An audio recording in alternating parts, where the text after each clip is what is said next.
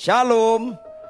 Jemaat yang dikasihi oleh Tuhan, tema kita bulan ini saya diberikan tentang spiritual maturity, yaitu kematangan rohani. Ulangi apa? Kematangan rohani, berkenaan dengan kedewasaan rohani, berkenaan dengan pertumbuhan rohani. Ini sangat penting sekali. Karena banyak orang dia menganggap dia matang rohaninya, padahal tidak matang rohaninya. Ada orang menganggap udah dewasa rohaninya, padahal tidak dewasa rohaninya. Karena apa? Karena masih banyak orang Kristen, orang gereja, bahkan aktivis masih sama dengan dunia ini. Saya suka mengajar saudara. Saya rindu Anda bawa Alkitab, bentuknya kitab, bukan gadget. Tolong tersinggung. Supaya Anda bisa catat garis bawah. Plus buku catatan. Setiap kali Anda mendengar firman di akhir zaman ini, Anda harus mental seorang murid. Anda tidak bisa bicara, kaulah segalanya, kaulah satu-satunya kuandalkan. Tapi Anda nggak mau mental seorang murid. Akhirnya penyembahan kita, nyanyian kita hanya dimensi emosi. Ini penting sekali. Ada Alkitab, ada buku catatan, catat. Karena kita harus sadar bahwa kita gampang sekali lupa. Padahal firman yang kita dengar harus kita renungkan siang dan malam. Sinergi suka mendengar firman Tuhan. Sinergi suka baca Alkitab. Ditambah dengan merenungkan siang dan malam, baru bisa menjadi pelaku firman. Tanpa itu nggak bisa jadi pelaku firman. Ini penting sekali. Makanya Tuhan katakan banyak yang terpanggil. Lanjut. Sedikit yang terpilih. Itu bukan gertakan. Itu pasti digenapi. Makanya penting sekali tema bulan ini tentang kematangan rohani. Tema hari ini, tema bulan ini adalah kematangan rohani.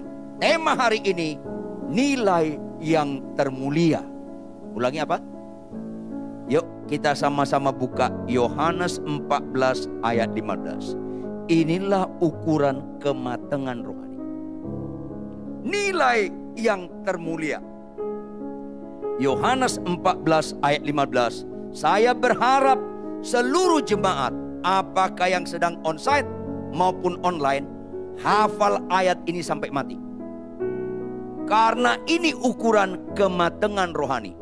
Yohanes 14 ayat 15. Sama-sama kita baca Bapak Ibu. 1, 2, ya. Jikalau kamu mengasihi aku. Hafal ayat ini. Jikalau kamu mengasihi aku, kamu menuruti segala perintah. Bapak Ibu jemaat yang dikasihi oleh Tuhan, tidak ada kerohanian yang lebih baik selain mengasihi Tuhan. Gak ada.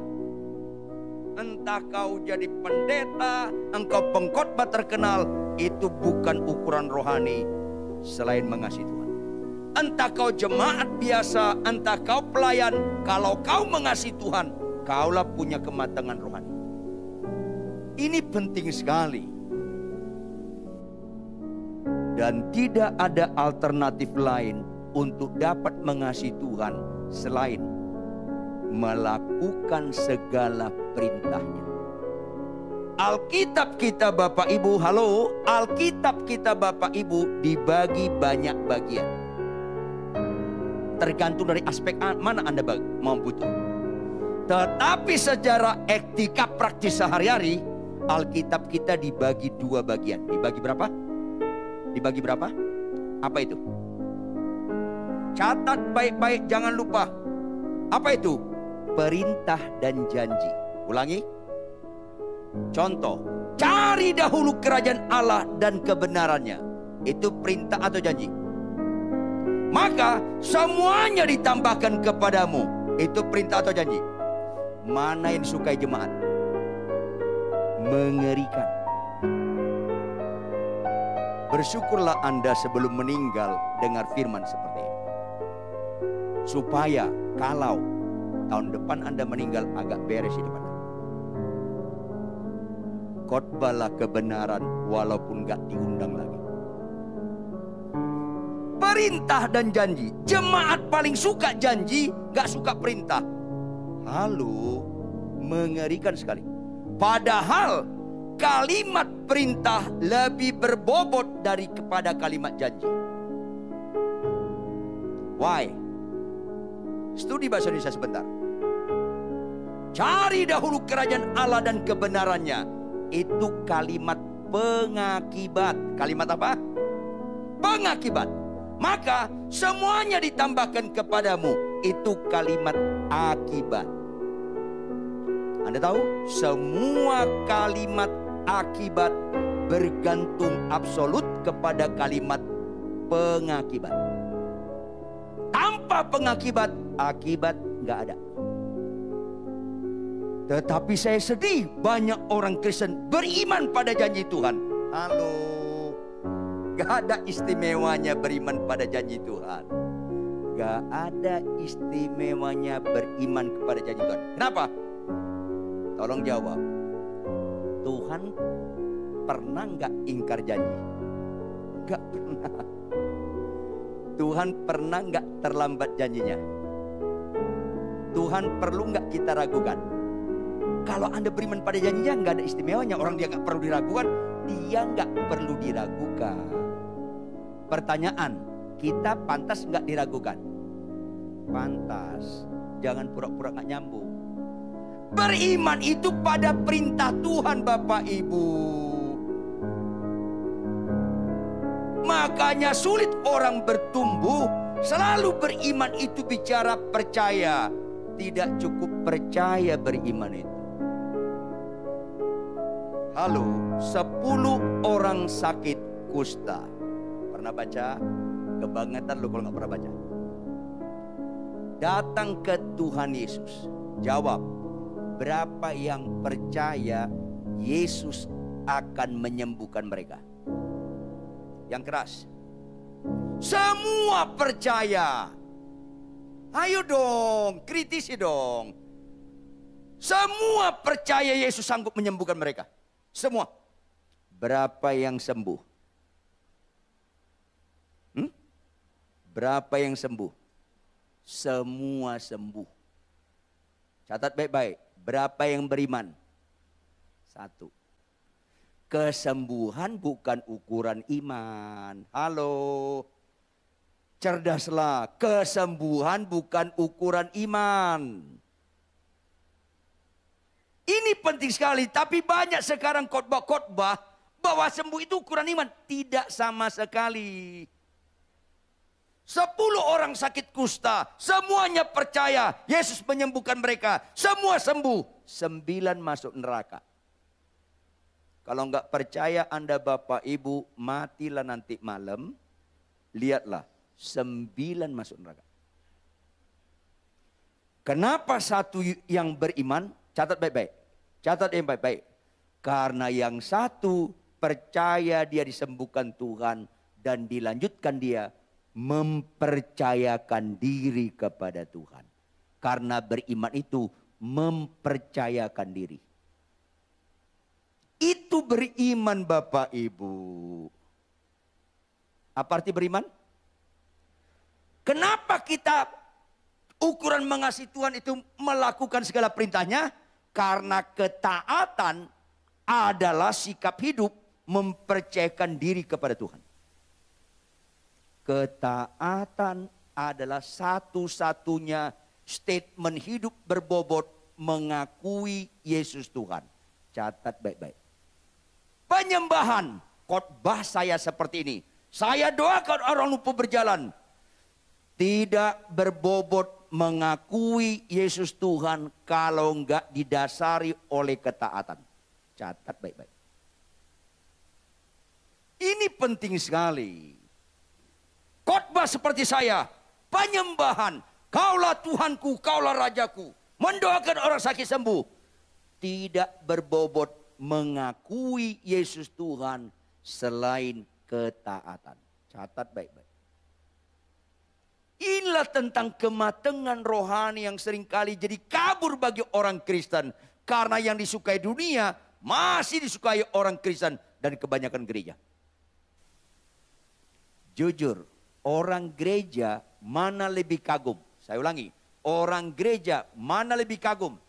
Kalau ada orang lumpuh di sini, kalau ada orang buta di sini, kalau ada mayat di sini, didoakan. Yang lumpuh berjalan, yang buta celik, yang mati bangkit. Daripada seorang istri tunduk pada suami, mana lebih kagum? Yang pertama atau yang kedua? Malam sunyi senyap. Yang pertama atau yang kedua? Orang gereja suka lumpuh berjalan, buta celik, bahkan mati bangkit, spektakuler. Padahal Tuhan tidak pernah disukakan hanya sekedar itu. Tuhan tidak pernah diletakkan sukacitanya di sakit sembuh. Tuhan sukacita kalau Anda taat. Catat baik-baik. Makanya mengasihi Tuhan dengan melakukan segala perintahnya, itu kematangan rohani. Makanya iman tanpa perbuatan, itu perbuatan berkenan dengan kelakuan. Iman tanpa perbuatan mati. Khotbah tanpa perbuatan mati. Penyembahan tanpa perbuatan mati. Mujizat-mujizat tanpa perbuatan mati. Ini penting sekali Bapak Ibu. Jangan suka dikaburkan dengan hal-hal yang disukai dunia. Halo, orang gereja suka sakit sembuh. Di luar Kristen suka sakit sembuh enggak? Suka juga.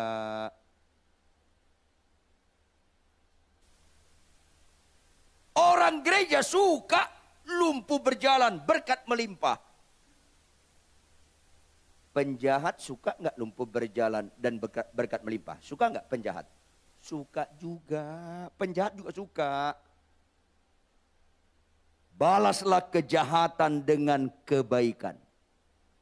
Orang nggak percaya Yesus suka nggak? Yang keras jawab dong. Balaslah kejahatan dengan kebaikan. Orang di luar Kristen suka nggak? Enggak. Orang gereja suka nggak? Enggak juga. Ngeri. Ngeri sekali. Nggak heran Tuhan bilang banyak yang terpanggil, sedikit yang terpilih. Yang lumpuh berjalan, buta celik, orang mayat didoakan bangkit. Haleluya. Orang nggak percaya pun kagum dengan hal itu. Tapi kalau kau bapak, lihat saya. Bapak, kalau istrimu cerewet, kurang hemat berkata-kata, 10 tahun pernikahan, 20 tahun pernikahan, tetap kau suka perintah Tuhan. Hai suami, kasihlah istrimu. Tetap kau kasih. Itu spektakuler. Jarang amin. Kalau kau begini, jarang amin. Yang ada ngelawan muka lu. Karena nggak suka orang gereja ketaatan. Sukanya mujizat, sakit sembuh. Yang nggak punya rumah dapat rumah. Yang nggak punya anak dapat anak. Halo, mau kemana kita ini? Akhirnya orang gereja jauh dari kematangan rohani. Bahkan kami banyak pendeta pun jauh dari kematangan rohani. Buka operator 1 Korintus 13 ayat 1-3. Ini orang seringkali kalimat-kalimat pertama dari tiap ayat.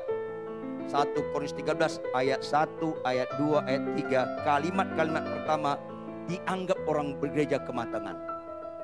Tentang kematangan. Enggak. Lihat, perhatikan baik-baik. Sekalipun aku dapat berkata-kata dengan semua bahasa manusia. Artinya, saya bisa khotbah bahasa Inggris, bahasa Jerman, bahasa Itali, bahasa Yunani, bahasa Ibrani. Rasanya Tuhan betul luar biasa. Enggak.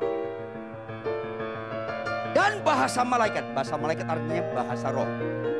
Halo, jangan ada di antara Anda anti bahasa roh. Jangan. Karena Alkitab mencatat ada bahasa roh. Jangan anti bahasa roh. Tapi sekaligus jangan Anda anggap bahasa roh ukuran kematangan rohani. Tidak. Ini penting sekali. Tetapi jika aku tidak mempunyai kasih, aku sama dengan gong yang berkumandang dan cana yang gemerincing. Karena semua itu bukan ukuran rohani, kecuali kasih. Ayat 2. Kalimat pertama juga dianggap kematangan rohani. Padahal enggak. Sekalipun aku mempunyai karunia untuk bernubuat. Kalau ada hamba Tuhan bernubuat terjadi, luar biasa. Hamba Tuhan itu diurapi. Enggak. Sama sekali enggak. Gereja membutuhkan karunia bernubuat. Katakan amin. Gereja membutuhkan ada nubuat. Tetapi itu bukan kesimpulan kematangan rohani. Cerdaslah kita. Berikutnya, dan mengetahui segala rahasia, hikmat. Gereja memerlukan hikmat. Gereja memerlukan hikmat, tetapi itu bukan kesimpulan kematangan rohani. Berikutnya, dan memiliki seluruh pengetahuan. Halo, saya sekolah teologi tinggi-tinggi, tapi enggak saya tertarik membuat gelar di nama saya. Gereja memerlukan pengajaran yang sehat, penggalian Alkitab yang matang, memahami bahasa Yunani, Ibrani, bahasa asli kalian. Perlu. Ada sarjana teologi, master teologi, doktor teologi, perlu.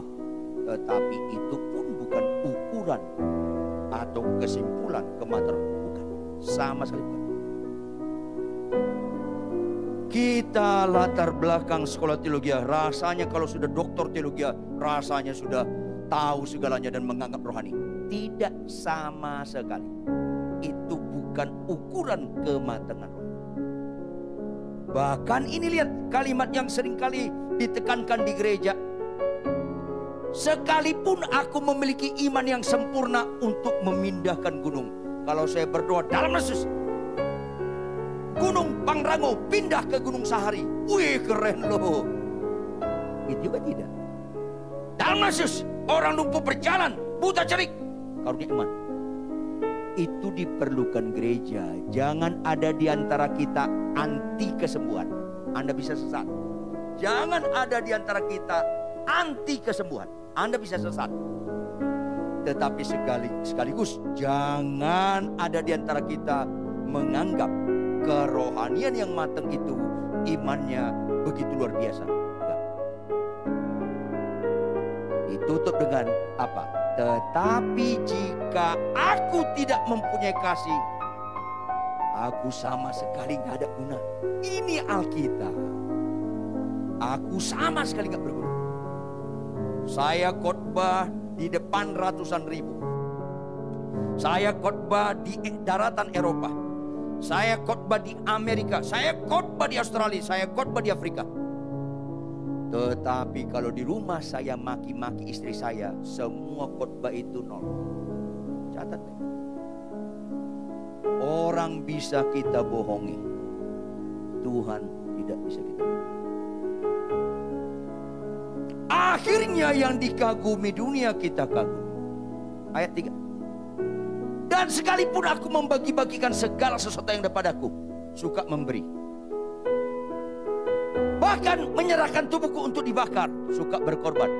Ikat bom, ledakkan, mati banyak orang, suka berkorban, suka mati.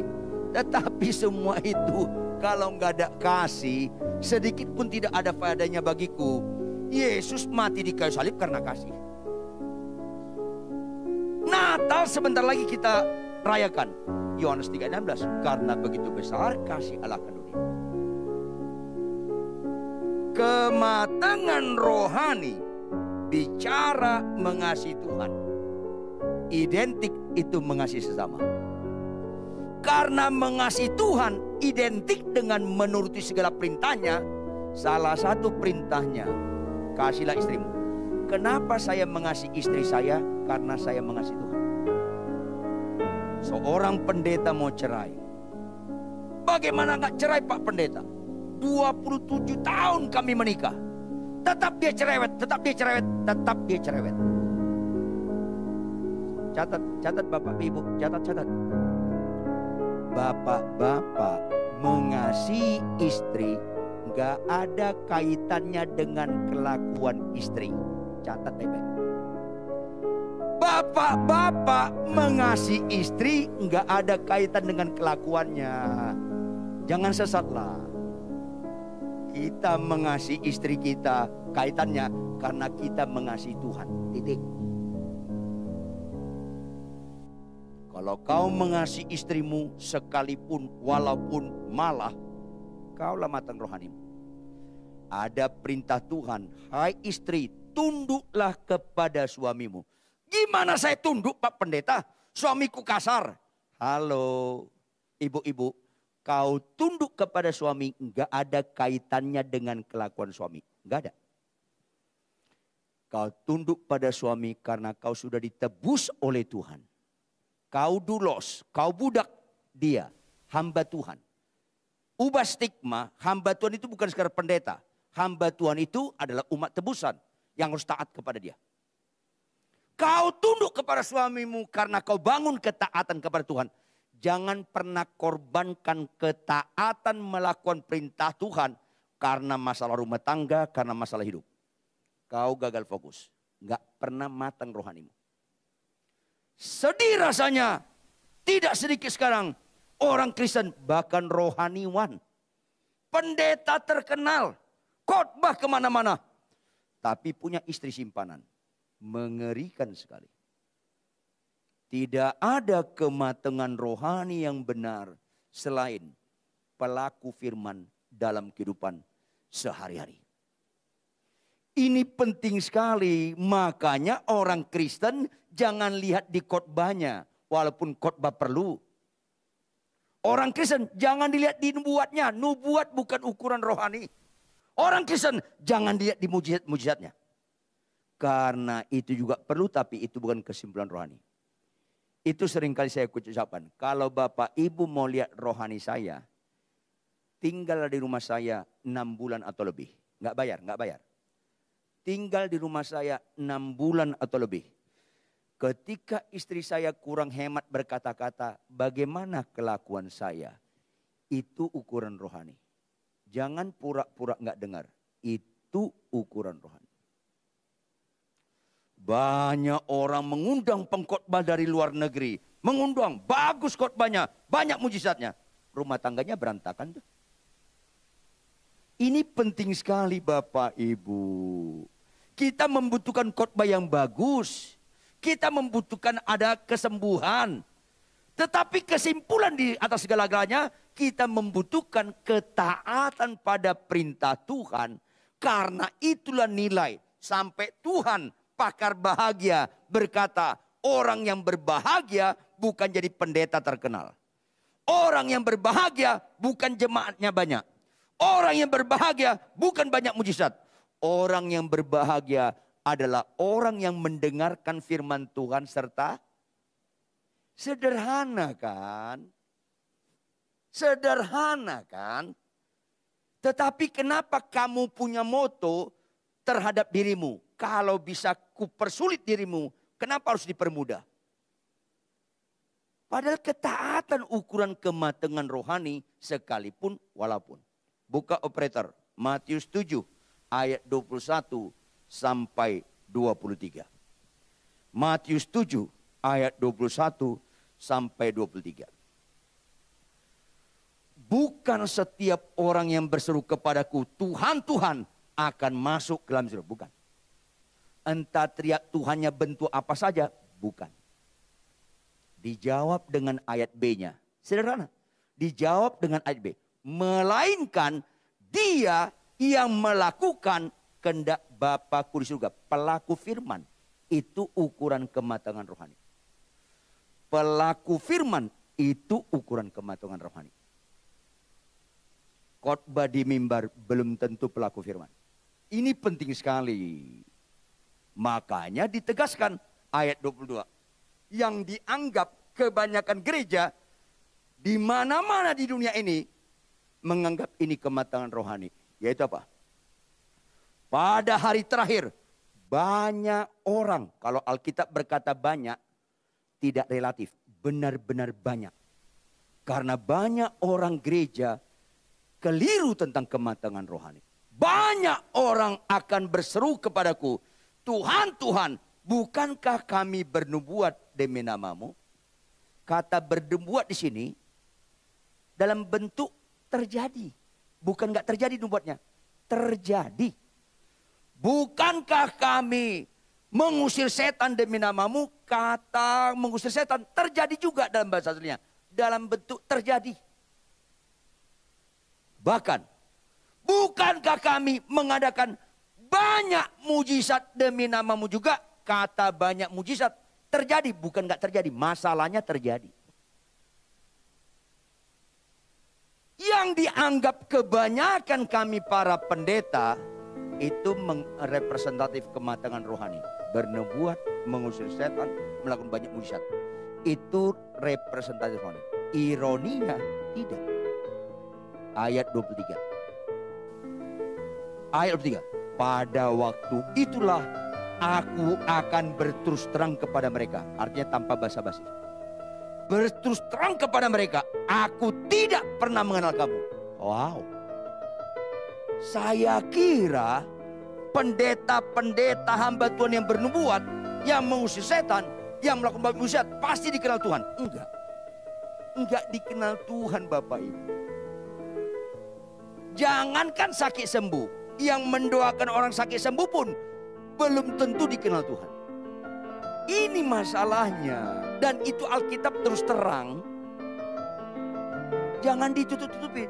Bahkan lebih ngeri lagi kalimat terakhir. Enyahlah daripadaku kamu sekalian pembuat kejahatan. Wow. Kalau kalimat ini dialamatkan kepada koruptor, wajarlah. Kalau kalimat ini dialamatkan kepada orang yang suka berzina, mengkhianati perkawinan, wajarlah. Kalau kalimat ini dialamatkan kepada pembunuh, wajarlah. Tapi anehnya kalimat ini dialamatkan kepada orang yang suka bernubuat, mengusir setan, dan melakukan banyak mujizat. Karena mereka nggak pelaku firman. Maka di gereja, di kekristenan, lihat ayat lanjut. Ayat 24 sampai ayat 27. Orang Kristen dibagi dua ini. Setiap orang yang mendengar perkataanku ini dan melakukannya. Ini bagian pertama bicara kematangan rohani. Dia sama dengan orang yang bijaksana yang mendirikan rumahnya di atas batu. Langsung ayat 26. Ayat 26, kelompok kedua. Tetapi setiap orang yang mendengar perkataanku ini dan tidak melakukannya. Catat baik-baik Bapak Ibu. Orang percaya, orang gereja, orang Kristen dibagi dua oleh Tuhan. Yaitu pelaku firman Tuhan atau enggak pelaku. Dibagi dua hanya itu. Bukan pendeta atau tidak pendeta. Bukan. Itu tidak membagi dua. Bukan bahasa roh atau enggak bahasa roh. Bukan. Bukan itu yang dibagi dua. Bukan yang bernubuat atau enggak bisa. Bukan. Bukan. Tetapi pelaku firman atau tidak pelaku. Hanya dibagi dua hal ini. Ini penting sekali supaya kita jangan gagal fokus. Malanglah nasib Anda dan nasibku bisa khotbah tapi tidak pelaku firman. Malanglah nasib Anda dan nasib saya kalau banyak mujizat tapi tidak pelaku firman. Malanglah nasibmu kalau kau bahasa roh, aku bahasa roh, tapi tidak pelaku firman. Malanglah nasib kita kalau kita namanya pendeta, gembala, ketua sinode, pengkhotbah terkenal, kalau tidak pelaku firman. Karena yang menentukan itu pelaku atau tidak pelaku, bukan yang lain. Makanya nggak setiap orang percaya jadi pendeta. Nggak setiap orang percaya bisa bernubuat. Tidak setiap orang percaya sekolah teologi, enggak. Tapi setiap orang percaya harus pelaku firman. Itu yang Tuhan katakan. Dibagi dua ini Pak, Bapak Ibu, jemaat sekalian. Jangan gagal pelaku atau enggak pelaku. Sebaliknya, diberkatilah hidupmu Bapak Ibu. Walaupun Anda tidak pernah bernubuat, walaupun Anda enggak pernah khotbah, tetapi dalam kehidupan sehari-hari Anda pelaku firman. Jikalau kamu mengasihi aku, kamu menuruti segala perintahku, pelaku. Ini kematangan rohani. Tetapi banyak orang Kristen, tolong buka Kolose pasal 2. Membuat dia nggak pelaku firman Tuhan. Ayat 6 sampai 7. Sehingga dia nggak bertumbuh ke arah Kristus, kedewasaan rohani. Ayat 6 dan 7. Kamu telah menerima Kristus Yesus Tuhan kita. Banyak orang menerima Yesus penyembuhku, tapi bukan Tuhan. Banyak orang menerima Yesus yang suka memberkatiku, tapi bukan Tuhan. Padahal menerima Yesus yang berbobot, terima dia sebagai Tuhan. Arti Tuhan yang menebus kita. Arti Tuhan yang kita taati. 10 orang sakit kusta, semuanya menerima Yesus sebagai penyembuhku. Tetapi satu menerima Tuhan. Gak banyak orang gereja menerima Yesus sebagai Tuhan dalam pengertian yang sebenarnya. Kenapa saya mengasihi istri saya sekalipun walaupun bagaimanapun kelakuan dia? Karena saya menerima Yesus sebagai Tuhan. Taati dia apapun yang terjadi. Loh Pak Ridwan, kalau istriku nyeleweng, masa saya nggak ceraikan? Tetap jangan cerai.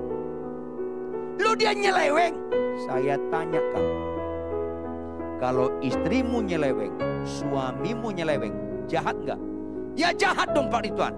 Ya setuju. Sekarang pertanyaan, kalau istri saya nyeleweng, dia jahat, sebaiknya saya mengambil keputusan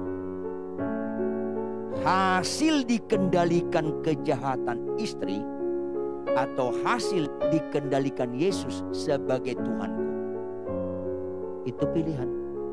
Kalau saya mengambil keputusan untuk cerai karena saya dikendalikan kejahatan istriku. Kalau saya tetap mengambil keputusan mengasihi dia sekalipun dia berzina, karena saya percaya Tuhan. Ini beda sekali. Ini beda sekali. Saya ngomong sama seseorang, mana lebih berat? Dipanggil kau, Pak, ambil anakmu, sembeli anakmu. Atau Pak, bagaimanapun istrimu, kasih dia. Mana lebih berat? Yang motong anak dong. Kenapa Abraham disebut bapak beriman? Abraham, ambil anakmu yang tunggal, yakni Ishak yang kau kasih, sembeli dia bagimu. Dan dia taat. Karena Abraham mengajarkan kualitas iman, kematangan rohani dengan ketaatan tanpa syarat. Itulah rohani. Catat baik, itulah rohani. Jangan pura-pura nggak pernah dengar khotbah ini. Itulah rohani. Taat tanpa syarat. Yesus lebih dahulu jadi teladan, taat mati di kayu salib tanpa syarat. Kita gagal fokus. Orang gereja dibagi pelaku atau tidak pelaku, bukan pengkhotbah atau enggak pengkhotbah, bukan gembala atau enggak, pelaku atau tidak pelaku. Lihat kembali Matius 7 ayat 25. Ini pelaku, akibatnya pelaku firman. Kemudian turunlah hujan dan datanglah banjir, lalu angin melanda rumah itu, tetapi rumah itu tidak rubuh sebab didirikan di atas batu. Orang rohani kelihatan ketika mengalami kesulitan. Pandemi COVID-19 berkat bagi orang rohani. Karena melalui itu kelihatan mana orang berakar, mana orang nggak berakar. Pandemi COVID-19 kesulitan bagi semua kalangan di dunia. Tetapi rubuh nggak kita? Beribu rebah di kiriku, berlaksa di kananku. Itu bukan rebah jatuh kena COVID-19. Bukan bicara penyakit. Tetapi jatuh dalam dosa atau tidak. Masalah taat atau tidak taat. Bukan soal penyakit, Bapak Ibu. Kalau ada anggota keluarga kita kena COVID-19, meninggal, itu bukan ukuran rohani atau enggak rohani. Itu bukan ukuran penyertaan Tuhan atau enggak penyertaan. Jangan sesat. Bukan itu ukurannya. Stefanus dilempari batu. Tetap dia enggak rebah. Dia teguh. Teguh apa? Taat menjadi pelaku firman Tuhan walaupun mati. Itu keren. Karena ketaatan bicara kematangan rohani. Bukan soal kena COVID-19 atau tidak. Padahal kita tahu. Tidak ada ayat tentang kesembuhan. Tentang berkat melimpah. Seindah ayat tentang orang benar meninggal. Sampai-sampai Tuhan berkata, berharga kematian orang yang berharga. Kata berharga itu nilai di mata Tuhan, bukan nilai mata dunia. Tidak ada ayat tentang kesembuhan, tentang berkat melimpah, tentang banyak pelayanan seindah ayat tentang kematian orang benar. Ini penting. Makanya selalu saya bilang, sampai limit tertentu boleh doa kesembuhan. Limit berikutnya gak usah. Itu yang saya bilang, kalau kau naik pesawat ke Singapura, maunya delay atau on time? On time Pak Pendeta. Mana lebih bagus? Surga atau Singapura? Surga Pak Pendeta. Kalau kau dipanggil malam ini ke surga, maunya on time atau delay? Ya delay lah. Bingung. Bingung saya. Kalau saya hari ini lagi khotbah, agak sesak napas saya langsung berdoa, Tuhan, Tuhan tolong. Kalau kau panggil aku saat ini ke surga, tolonglah on time. Tolonglah on time, jangan delay. Itu waras. Enggak ada amin kalau khotbah gini. Hanya kanak-kanak rohani, bayi rohani, atau orang gak percaya suka kesembuhan. Orang matang rohani tidak lagi berfokus kesembuhan pada dirinya. Kalau saya khotbah di Papua, khotbah saya di Kairo, mendorong orang sakit sembuh, silakan untuk dia supaya dia percaya. Karena kesembuhan, mujizat, jembatan supaya percaya. Tapi bagi orang percaya, orang mulai bertumbuh rohani, fokusnya ketaatan bukan kesembuhan. Ini penting sekali Bapak Ibu. Sayang khotbah seperti kurang populer. Bagian terakhir, ayat 27. Matius 7 ayat 27. Bagi tidak pelaku, kemudian turunlah hujan dan datanglah banjir.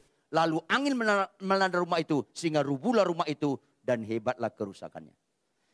Masalah orang yang matang rohani dengan gak matang rohani sama.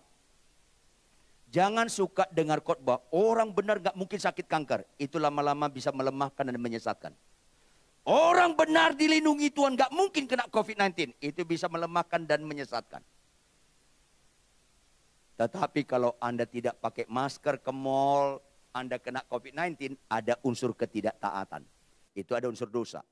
Tapi kalau keponakan saya seorang dokter, sungguh takut akan Tuhan. Mendedikasikannya merawat orang terpapar COVID-19 berbulan-bulan. Akhirnya dia kena.